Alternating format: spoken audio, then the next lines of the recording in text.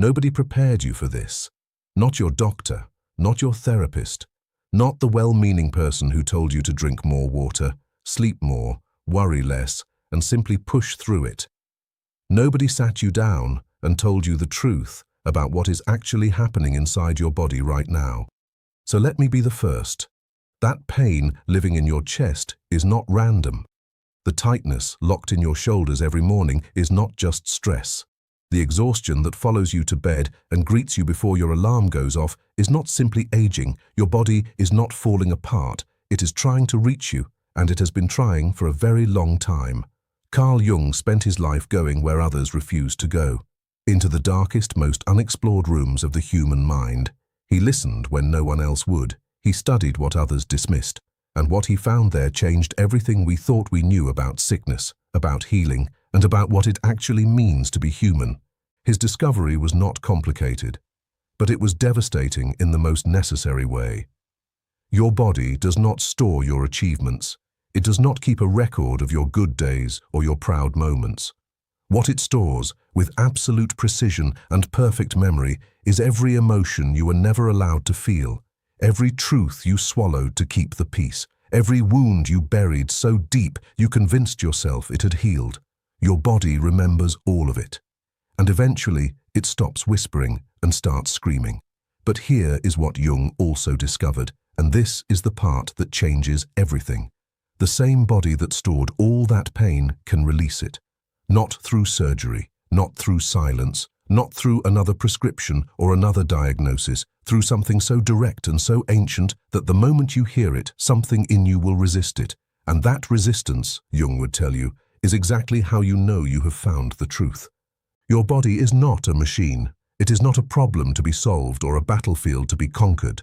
It is a living, conscious presence that has been absorbing your pain without complaint, carrying your unspoken grief, your swallowed rage, your silent fears, all while continuing to keep you alive without ever asking for a single word of thanks.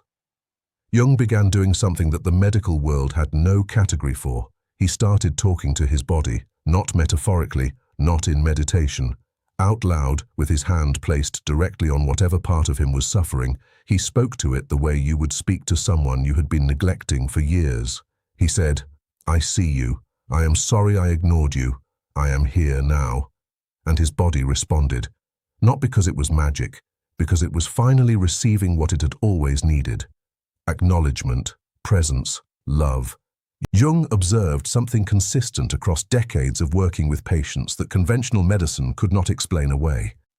Every physical symptom had an emotional address. The liver was carrying rage that had never been expressed. The lungs were holding grief that had never been released. The muscles were gripping fears that had never been named. The body was not malfunctioning. It was communicating, and it would keep communicating, louder and louder, until someone finally listened. He developed what he called conscious dialogue with the body, a simple but ruthless practice. You place your hand on the part of you that hurts, you breathe into it, and then you ask it a question you have never asked before. What have you been carrying for me? Then you go still enough to hear the answer rise from somewhere beneath your thoughts. And when it does, you do not analyze it or explain it away. You receive it.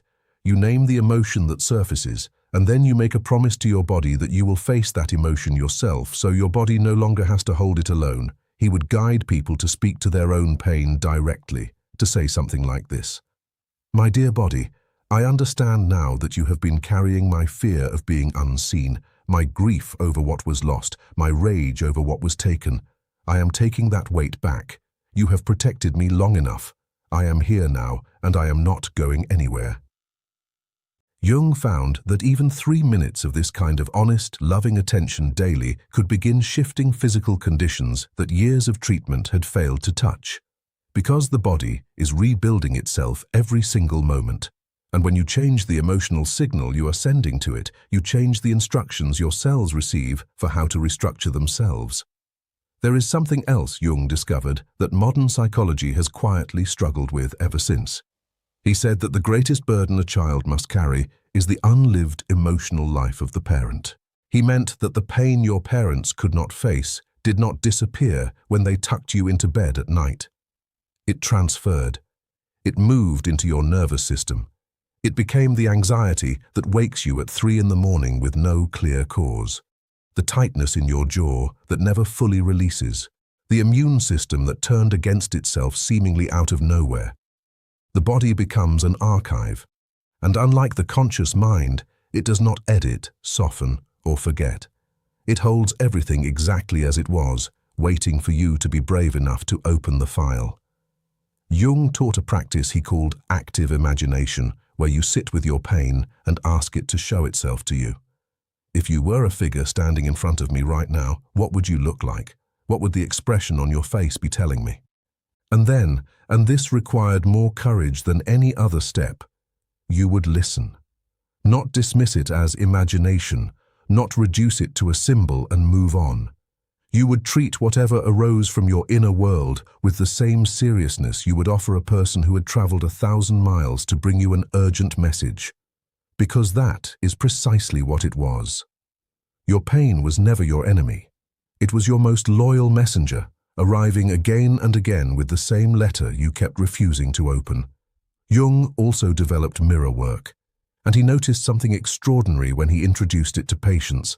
Many of them could whisper loving words to their internal organs, but the moment they stood in front of a mirror, looked into their own eyes and tried to say something kind to themselves by name, they completely fell apart. They would look away. Their voice would break. Some would dissolve into tears before finishing a single sentence. Jung said this revealed exactly where the real wound was hiding, because in that moment they were not just looking at their reflection, they were facing every year of self-criticism. Every time they told themselves they were not enough, every time they looked in the mirror and found something to punish rather than something to love. The mirror concealed nothing. It showed you exactly how you had been treating yourself in private. His practice was this: stand before the mirror, place your hand over your heart, look into your own eyes, not at your face, into your eyes, and say your own name followed by these words: I completely love and accept you, every part, every wound, every imperfection and every gift, all of it, without conditions, without exceptions, right now, exactly as you are. Notice what happens in your body when you try this. Notice where the resistance lives, because that resistance is the map. That is where the work begins. Jung documented the emotional roots behind hundreds of physical conditions and spent years mapping the connection between what we refuse to feel and where it eventually appears in the body. He found that chronic back pain often carried the emotional weight of feeling unsupported, of shouldering responsibilities alone with no one to lean on. Knee problems frequently held a fear of moving forward, a rigidity in the face of necessary change. Vision problems were sometimes connected to things we refused to see, truths we were actively avoiding in our own lives. He was always careful to say these were not rigid diagnoses. They were starting points, invitations to ask your own body the question only you could answer. What are you trying to tell me that I have not been willing to hear?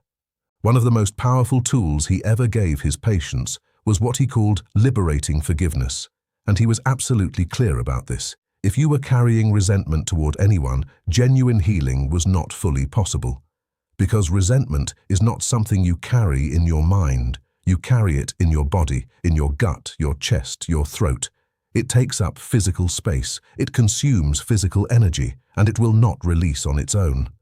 Forgiveness, Jung insisted, was not something you gave to the person who hurt you. It was something you gave to your own body, a release of a weight it was never supposed to carry in the first place. He would have you write the name of the person who had wounded you on a piece of paper. Then place your hand over your heart and say aloud, I release you. I release the hold this has over my body. What was between us is no longer living in my cells. I am free, and I am choosing to remain free. Even if that person was long gone, even if they had never apologized, even if part of you did not mean it yet, you would say the words anyway, because Jung knew that the body begins moving toward release the moment the intention is spoken with genuine desire to be free. The feeling would follow the decision if the decision was made completely. He compared healing to peeling an onion. Every layer you cleared revealed something older and deeper waiting underneath. But every layer cleared also gave the body more room to breathe, more life energy to reclaim. He practiced this himself, not because he was broken, but because he understood that life presents new opportunities for resentment every single day. Small ones, a misunderstanding, a disappointment, an expectation not met. He called what he did preventive forgiveness. Every evening before sleep, he would review the day and release every small irritation before it had the chance to take root. He called this sweeping the emotional house, and he believed it was one of the most powerful things a person could do for their long-term physical health. The deepest part of his work, the part that reaches into something almost unbearably tender, was what he called inner child healing. He understood that somewhere inside every adult is the child they once were, still carrying every wound that child sustained and was never helped to heal. Still flinching at old sounds, still bracing for old pain, still waiting for the protection that never fully arrived. He would ask his patients to find a photograph of themselves as a young child, to hold it between their hands, to look into the eyes of that small person and become, fully and consciously, the adult that child always needed, and to say to them, "I am so sorry that no one protected you the way you deserved. I am sorry you had to be strong before you were ready. I am sorry that you were made to feel like too much and not enough at the same time. But I am here now. I am not going anywhere, and I will never ask you to face anything alone again." Jung said this practice was especially important during moments when your reactions in the present feel disproportionate to what is actually happening, when rage flares up larger than the situation calls for, when fear consumes you over something ordinary, when sadness arrives with no clear reason. These are not overreactions. These are the signals of an old wound, recognizing something familiar in the present moment and reaching up from the past to be finally heard. When you wrap that child in genuine compassion, you send a signal of safety directly into the nervous system. The alarm begins to quiet, the body begins to soften.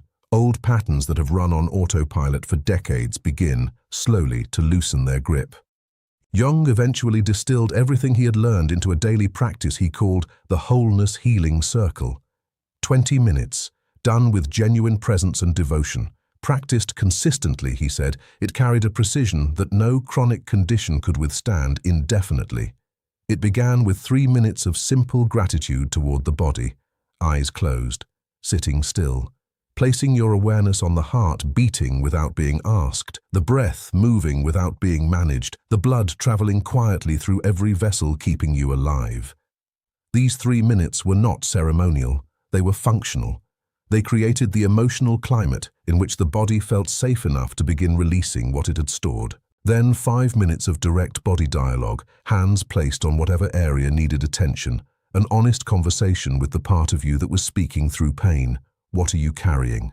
What do you need me to know? And then the most important part, a promise.